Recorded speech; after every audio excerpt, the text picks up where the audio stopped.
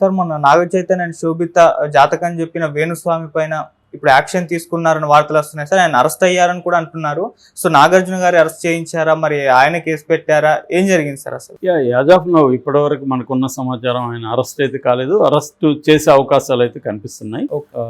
ఎందుకంటే పబ్లిక్గా వాళ్ళ నిశ్చితార్థం అయిన రోజే నాగ చైతన్య శోభిత నిశ్చితార్థం అయి కొన్ని గంటలు కాకముందే ఈయన వచ్చేసి మీడియాలోకి వాళ్ళ జాతకాలు చూసి వాళ్ళు నిశ్చితార్థం జరిగిన జాతకం బాగాలేదు, అట్లాగే ఆ అమ్మాయి జాతకం బాగాలేదు, సమంత జాతకం కంటే కూడా ఘోరంగా ఉంది, కాబట్టి వీళ్ళు 3 ఏళ్ళ లోపలే ఒక మహిళ ద్వారా గొడవలు వస్తాయి, విడిపోతారు అనేది చెప్పాడు.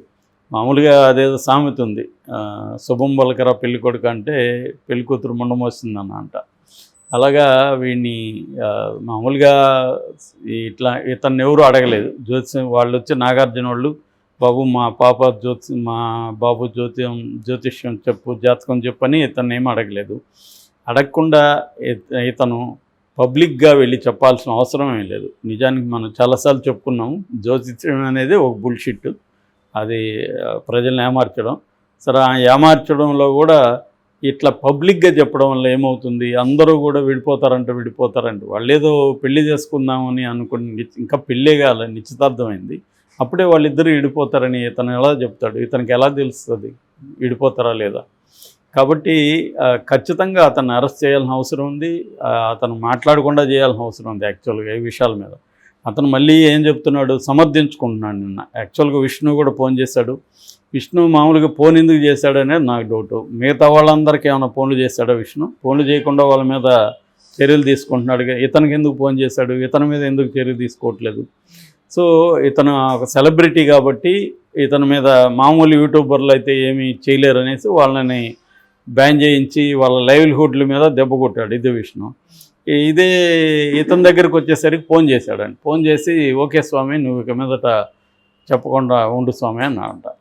సో అలా ఉంటుంది అన్నమాట వీళ్ళు. అందుకని ఇప్పుడు వేణుస్వామి చెప్పగలుగుతున్నాడు అంటే అతన్ని ఎవరు కూడా ఏమీ చేయలేకపోతున్నారు. ఎందుకు అంటే అతనికి విపరీతమైన సర్కిల్ ఉంది, సెలబ్రిటీస్ ఉన్నారు, ఇది ఉంది. కానీ అతను మితిమీరిపోతున్నాడు. మొన్న జగన్ గెలుస్తాడు, పవన్ కళ్యాణ్కి పవర్ అనేది రానే రాదు, ఇవన్నీ చెప్పాడు. ఏమైంది? రివర్స్ అయింది. దానికోసం ఇంకా నేను రాజకీయాలు చెప్పను, రాజకీయ వాళ్ళ జ్యోతిష్యాలు చెప్పను అన్నాడు. సినిమా వాళ్ళు కూడా మొన్న చెప్పను అన్నాడు. చెప్పనన్నాక మళ్ళీ ఇది చెప్పాడు. దానికి కూడా ఆయన ఎక్స్ప్లెనేషన్ ఇస్తున్నాడు. నేనైతే మామూలుగా అయితే చెప్పను, కానీ ఇది ఎందుకు చెప్పానంటే గతంలో సమంత నాకు చెప్పాను కాబట్టి దానికి లింక్ ఉంది కాబట్టి చెప్పానంట. దానికి లింక్ ఉంటే నేను చెప్పమనేవాడిని అడిగాడా? సో ఒకవేళ నిజంగా నీకు నమ్మకం ఉంది, జ్యోతిష్యం అనుకుందాం, నాగార్జున వాళ్ళకు కూడా నమ్మకం ఉంది, సో నువ్వు ఇది బ్యాడ్గా ఉంది అనుకున్నప్పుడు నువ్వు ఎవరికి చెప్పాలి? ఆ నాగార్జున వాళ్ళకి చెప్పాలి.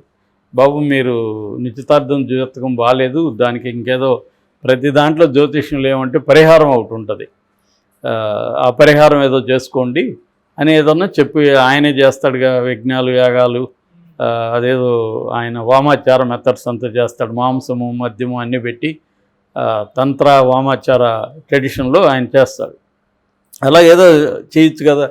దాన్ని పబ్లిక్గా జనంలో చెప్పడం వల్ల సైకలాజికల్గా ఇది అవుతుంది. వాళ్ళని కలిసిన ప్రతి ఒక్కరు అడుగుతారు, మీరు విడిపోతారని వేణుస్వామి చెప్పాడు కదని, వాళ్ళకి ఒక ఇబ్బందిగా ఉంటుంది. దీనివల్ల ఏమవుతుందంటే రేపు ప్రతి మనిషి మీద, ప్రతి ఇద్దరు స్నేహితుల మధ్య గొడవలు వస్తాయి, విభేదాలు వస్తాయి. భార్యాభర్తల మధ్య కూడా ఖచ్చితంగా విభేదాలు. ఇవాళ కలిసి ఉండడం అనేది వెరీ వెరీ డిఫికల్ట్ ఇంతకుముందు కంటే. ఇంతకుముందు ఎవరో ఒకరు కాంప్రమైజ్ అయ్యేవాళ్ళు, ఇవాళ కాంప్రమైజ్ అయ్యే పరిస్థితి లేదు. స్త్రీలు గతంలో కాంప్రమైజ్ అయిపోయి రాజీ పడిపోయాడు. ఇవాళ స్త్రీలు కూడా కాంప్రమైజ్ మేము ఎందుకు అవ్వాలి అనేది ప్రశ్నిస్తున్నారు. అది ఖచ్చితంగా మంచిదే. ఎందుకంటే విమెన్ ఎందుకు సరెండర్ అయి ఉండాలి మగవాళ్ళకి? సో వాళ్ళు కూడా సంపాదిస్తున్నారు, వాళ్ళకి ఫ్రీడమ్ ఉంది, వాళ్ళు అడుగుతున్నారు. సో అడగడం, ఇటువంటి ఇద్దరు ఈక్వల్గా ఉండి వాళ్ళ మధ్య ఖచ్చితంగా ఇష్యూస్ వస్తాయి. వాళ్ళ అనేక కంఫర్టబిలిటీ ఇష్యూ వస్తాయి, కెరియర్ పరంగా వస్తాయి, పిల్లల్ని కనుక్కోవాలా లేదా వస్తుంది. తర్వాత అఫైర్లకు సంబంధించి నువ్వు ఎంతమంది ఎందుకు మాట్లాడుతున్నావు, అబ్బాయితో ఎందుకు తిరుగుతున్నావు, వీడు అమ్మాయితో ఎందుకు తిరుగుతావు, ఇవన్నీ వస్తాయి. ఇంకా సెలబ్రిటీలకి ఇంకా ఎక్కువ ఇష్యూస్ ఉంటాయి. సో అందువల్ల వాళ్ళ మ్యారేజ్ నిలబెట్టుకోవడం వెరీ వెరీ టఫ్ ఈ కాలంలో. అటువంటిది ఇంకా పెళ్లి కాకముందే ఇతను విడిపోతారని ప్రచారం చేయడం అంటే ఖచ్చితంగా అతన్ని అరెస్ట్ చేయాల్సిన అవకాశం ఉంది, అవసరం ఉంది. ఎందుకంటే ఇది ఇలా ప్రతి ఒక్కరికి చెప్తే వాళ్ళ లైవ్స్ ఎంత ఘోరంగా ఉంటాయి అనేది ఊహించుకోవాలి. సో వాళ్ళు పబ్లిక్ ఫిగర్స్ అయినంత మాత్రాన వాళ్ళని జడ్జి చేయడము, లేకపోతే వాళ్ళ విడిపోతారని చెప్పడం కరెక్ట్ కాదు. ఇతను ఇంకా పెళ్లి కాని వాళ్ళని కూడా ఆల్రెడీ ఆ మధ్య కూడా విజయ్ దేవరకొండ, రష్మిక పెళ్లి చేసుకోబోతారని వార్త వస్తే వాళ్ళిద్దరూ విడిపోతారని చెప్పాడు. ఇలాగ ప్రతి ఏ సెలబ్రిటీస్ పెళ్లి చేసుకున్నా నయనతార వాళ్ళ గురించి కూడా ఇలాగే చెప్పాడు. ఇలాగ ఇదేంటంటే ఇతను చికెట్లో 10 రాళ్ళు వేస్తే ఏదో ఒకటి తగులుతుంది, గుడ్డివాడేసినా తగులుతుంది చికెట్లో. సో అలాగే ఇతను జ్యోతిష్యం కూడా అంతే, ఒక గుడ్డివాడి రాయలే, అదేదో సామెత ఉంది, లేని నల్ల పిల్లి కోసం చీకట్లో గుడ్డివాడి వెతుకు లాంటిదని. అంటే అక్కడ నల్ల పిల్లి లేదు, అసలే చీకటి, వీడు గుడ్డివాడు వెతికేవాడు, అలా ఉంటుంది జ్యోతిష్యం కూడా. సో ఇదేంటంటే ఎక్కడో ఏదో మనకు ఒక హోప్ ఉంటుంది, ఇండియాలో సైకాలజిస్టుల దగ్గరికి పోయే కల్చర్ ఇంకా రాలేదు. అందుకని రకరకాల ఇష్యూల కోసం జ్యోతిష్యం దగ్గరికి పోతారు. ఎందుకంటే లైఫ్ అనేది అన్సర్టనిటీలతో కూడుకుంది. ప్రతి ఒక్కరికి తాము భవిష్యత్తు ఏం జరుగుతుందో తెలుసుకోవాలనే ఒక క్యూరియాసిటీ ఉంటుంది. తన సమస్యలకి సొల్యూషన్ ఎప్పుడు వస్తుంది, ఎలా సొల్యూషన్ అనేది తెలియదు. ఉద్యోగాలు రాకపోవచ్చు, పెళ్ళిళ్ళు కాకపోవచ్చు, ఆర్థిక సమస్యలు ఉండొచ్చు, ఆరోగ్య సమస్యలు ఉండొచ్చు. ఇలాంటి వాటికి జ్యోతిష్యం దగ్గరికి జనరల్గా వెళ్తారు. ఇది వీళ్ళకి కొంత, ఈ జ్యోతిష్యుడు అనేవాడు కొంత కామన్ సెన్స్, కొంత సైకాలజీ ఇవన్నీ తెలిసి ఉంటుంది. వీళ్ళు దీన్ని బేస్ చేసుకొని వాళ్ళు ప్రిడిక్షన్ చేస్తారు. ఆ ప్రిడిక్షన్లు 10 చేసినప్పుడు ఏ 2, 3 సక్సెస్ అయ్యే అవకాశాలు ఉంటాయి ఆ పర్సంటేజ్. సో దాన్ని పెట్టుకొని వీళ్ళు మేము చెప్పిందంత నిజమైందని చెప్తూ ఉంటారు. సో ఈ అంతవరకు కూడా ఓకే, కానీ ఇది ఎక్స్ట్రీమ్. నాకు తెలిసి వేణుస్వామిలాగా ఆంధ్రప్రదేశ్లో ఇంకొకటి లేడు.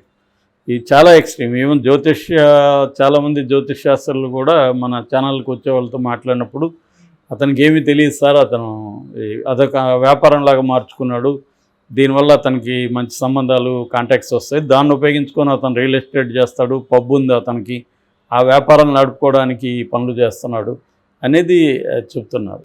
సో ఖచ్చితంగా తన వ్యాపారాల కోసం వేరే వాళ్ళ జీవితాలతో ఆడుకోవడం అనేది ఖచ్చితంగా లీగల్గా కూడా కరెక్ట్ కాదు అది. సో అందువల్ల కొంతమంది ఆంధ్రప్రదేశ్ ఫిల్మ్ జర్నలిస్టుల అసోసియేషన్ వాళ్ళు, ఆంధ్రప్రదేశ్ ఫిల్మ్ మీడియా జర్నలిస్టుల అసోసియేషన్లో నిన్న వెళ్ళి మహిళా కమిషన్కి నివేదించారు. సో శారద అనుకుంటాం, నీరెళ్ళ శారద అని. సో ఆమె మహిళా చైర్పర్సన్, కమిషన్ చైర్పర్సన్. సో ఆమెకు చెప్పారు, ఆమె నేను వేణుస్వామి మీద, తర్వాత ఆ వీడియోలు పబ్లిష్ చేసిన, టెలికాస్ట్ చేసిన యూట్యూబ్ ఛానల్ మీద చర్య తీసుకుంటాను ఆమె ఇచ్చారు. మామూలుగా ఆమె ఏం చేస్తారంటే డీజీపీలకి వీళ్ళకి చెప్తారు. అట్లాగే నాగార్జున కూడా ప్రెజర్ చేస్తున్నట్టుగా, నాగార్జునకు కూడా ఓపిక ఉండాలి కదా పాపం, ఆల్రెడీ ఒక విడాకులైంది, రెండో శుభ్మా అని ఆయన రెండో పెళ్ళి, వాళ్ళు ఎంత డ్రామాకి లోనని ఉంటారు వాళ్ళు. నాగార్జున మన ఇంటర్వ్యూలో కూడా చెప్పాడు, మా వాడు సైలెంట్గా భరించాడు బాధ అని. ఆయన భరించాడు, సమంత కూడా రకరకాలుగా ఫేస్ చేసింది.